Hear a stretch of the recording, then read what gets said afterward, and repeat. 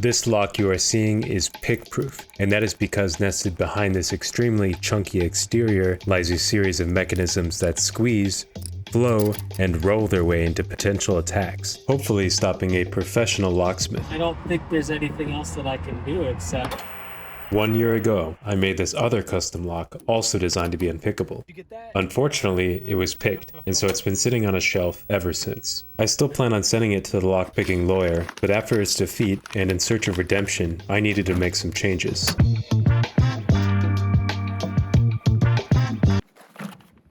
Shane's unpickable locks from the Stuff Made Here channel have been a big inspiration for this lock series. But if you missed those, or the first lock from this channel, here's the quickest overview possible. Locks work by positioning pins that block a cylinder from turning. When the correct key is inserted, it aligns the pins perfectly, allowing the cylinder to turn and unlock. Unfortunately, these pins can be picked one at a time by exploiting the play or gaps within the lock. By turning or tensioning the core, you can wedge each pin into place one by one. In the last lock, I tried to stop this from occurring by connecting the pins to a bar that locks through the core on both sides, ideally preventing any tension from affecting the pins. The problem with this was that it actually didn't stop any tensioning. It sort of just translated the picking feedback over to the side where the serrated arms are, and acted sort of like serrated pins, which are common in locks, as many of you mentioned. It definitely made it more difficult, but once a picker knew how it worked, it was game over. There are some ways to improve this, but I don't think it'll ever be enough to make it pick-proof. So I've gone back to the drawing board, and I've come up with something I believe is what the first lock always wanted to be.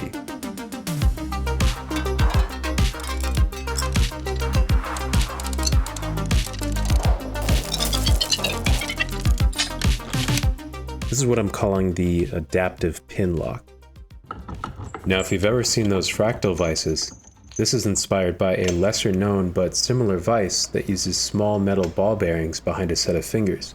When the fingers close down on an object, the ball bearings in the back act as a sort of fluid, pushing against the other fingers with less resistance until each finger has made contact with the object. So I'll be borrowing this idea to probably overcomplicate and over-engineer this lock. The plan is for every pin to act like the fingers on that adaptive vise. Instead of each pin having its own chamber, all the pins will occupy a single void and be in direct contact with the one next to it. Not only will this allow for more pins, but it will mimic the vise, so that if one pin is being manipulated, the BBs above should move the other pins to force them back down. All these BBs and pins may make the lock more complicated to pick, but it still doesn't stop the way picking is possible, which is by tensioning the core. Now, if you remember from the last lock, or if you're familiar with picking locks in general, nearly every form of lock picking involves tensioning.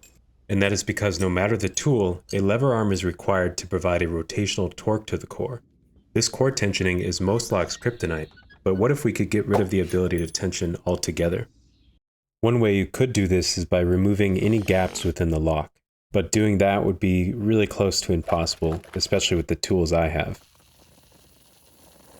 But we can create the illusion of perfection. If you've ever stacked one cup onto another before, you've already done this. At first there's room for it to move, but as soon as you push the cups together, that play goes away and they are wedged together. That wedge is exactly what we will be using to fake a perfect tolerance in our lock. By spring loading the back of the core and adding some rolling bearings to act as our wedges, when the core is at its normal state, the bearings will now drop into the recesses in the housing, wedging the core into place. Now, to unlock this lock, you must first insert the key, then push the core inwards until the wedges are free, then the core is free to rotate. Now, some of you might have noticed a suspicious looking plate in the front of the core. Even though we have eliminated rotational tensioning, it might still be possible to tension the core by pushing inwards, thus binding the pins against the back and front plates. That's where this works its magic. By pushing on the core, you must first depress this plate, which is directly connected to these arms that run the length of the core. These arms have small ramps cut into them, with some BBs that live in the valleys. When this plate is depressed, the BBs are forced upwards by the ramps, in turn forcing these dowel pins into the sides of the key pins from both sides, effectively clamping them in place and preventing a linear tension attack. You may be thinking this lock is growing very complex. How will it ever be sold? And you'd be right. it maybe never will. This project is meant to answer a question, and to do that in the most exciting, over-engineered, and mechanism-heavy way I can think of, without having to worry about how it's supposed to sell. But for now, its purpose is to test ideas and hopefully entertain you guys.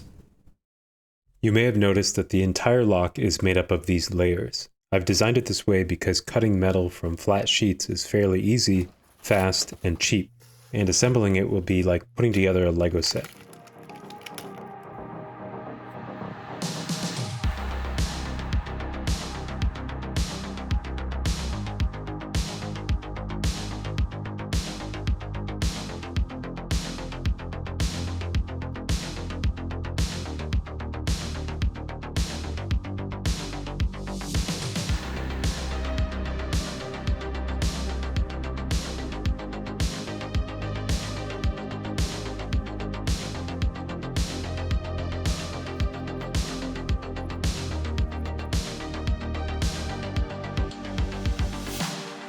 It's like a Lego set, but one with pieces that you forgot to order, and pieces that don't fit together, and there's no instruction booklet, so you have to make it up as you go.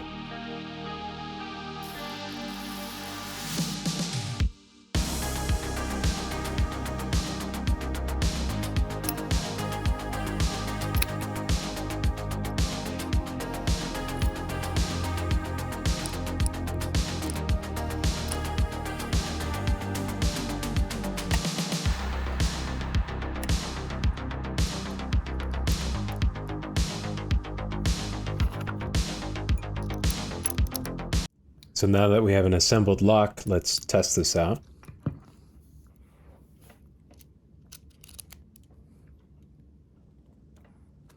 Oh. So it seems to be working, but it's like it's stuck on something. So I think I figured out what's happening. In a normal lock, the pins are chamfered or rounded so they can smoothly transition around the core. And I also did this with mine by rounding the corners, but I forgot that my shear line is actually along this direction of the pins. So I think by rounding the pins out around all the corners should fix this issue. Because I literally can't see anything about what's going on inside this lock, I've printed out a translucent housing, so it's more clear for you all and for me. Now this isn't perfect because the plastic housing has a little more friction than the real thing, but it is pretty cool to see what's happening. Another concern I have is that using this lock is pretty hard on your fingers with a standard cut key, and this is because you need to push inwards and the key really digs into your hand. If you notice in the animations I made, I sort of planned for this by designing a laser cut key that has a fold out tab, which is now a much more enjoyable experience. So now that we got this working pretty reliably, we're gonna try and pick this using our knowledge of how it works. So one thought I had was you could potentially make a tool that sneaks behind this first pressure plate and applies force directly to the plate behind this plate. And that way you could potentially bind the pins along the front and back, like shown in the animation earlier, and then pick this like normal. We're also just going to try the classic picking methods and see how well we can do. This is going to be tricky because the spring has close to 10 pounds of force pushing back against me. And after trying different methods for over an hour, I really wasn't having any luck. And it could be because I suck at picking, but I'm going to chalk this up as our lock is doing what it should be doing. Now all we need is a shell to hide all those moving parts and help it look a little more professional. I think we're ready to give this a real trial with a professional locksmith. That night I was pretty nervous, so I spent most of the night trying to pick this. And at about 1 a.m., I tried using a rake, and this happened.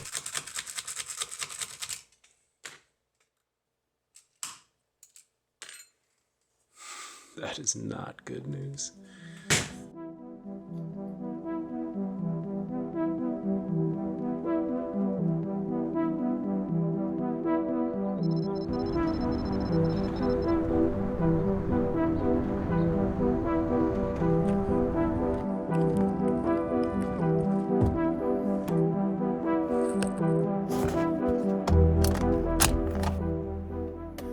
So I was up really late last night making some final changes, and I do think I made it a little more pick resistant.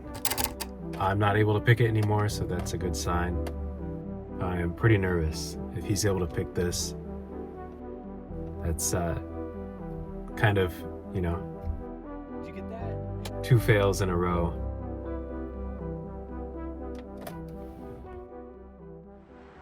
For some context, before the picking began, I showed him how the lock worked.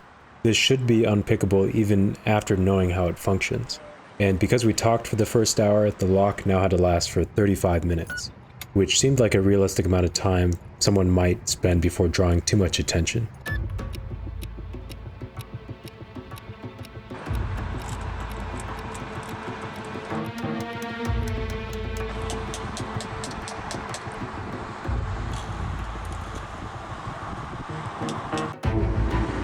This is what got us the last time. That was so weird.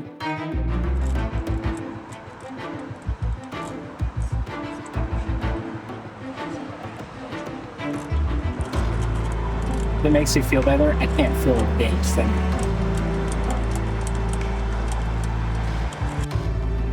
Getting frustrated because all I can hear is just static in my head. It's like, okay, pin number 6. Nope.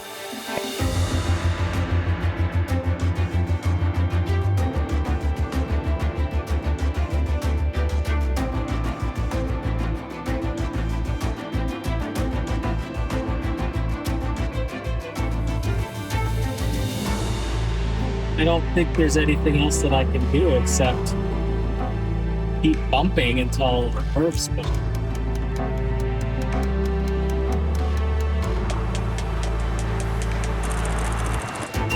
It's time. Let me see the key. Make sure the key works. Better one, I think. Look. There we go. At that. So it's been a pretty exciting day. I do feel like he deserved a little more time. 35 minutes is a little bit on the low end for picking, but that is why I've made 3 of these. The first one I will be sending to the lockpicking lawyer along with the original lock. The second I will be gifting to the incredible locksmith that has generously offered his knowledge and time in helping me prove out these locks. And for the third, I wanted to get the community more involved and make this sort of a fun challenge, so I've reached out to some of the members of Lockpickers United. This is a group that's active on Discord and Reddit, where it will start circulating as a challenge lock, where once a member has picked the lock or gives up, it's passed on to the next. So a design is never truly finished, so I hope to return to this series in the future, and hopefully apply what I've learned from the lockpicking community. But until then, I would love to hear your thoughts on this design, whether you have any ideas on how this might be picked, and even suggestions on how this could be improved.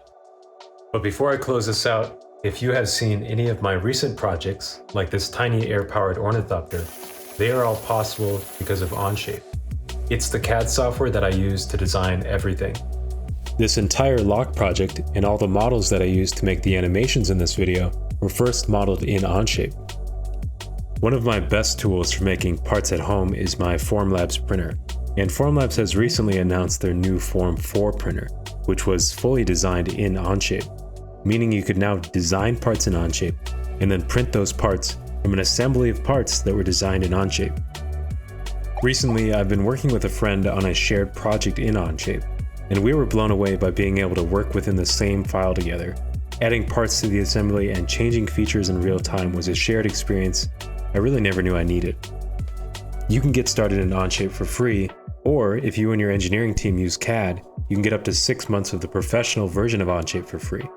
So just check the link in the description or search onshape.pro/worksbydesign. If you are interested in helping support these projects, consider joining my Patreon. You'll get access to behind-the-scenes content, you can directly engage with me and the community, and I even post all my project files there. Otherwise, thanks for watching, and I will see you for the next project in the works.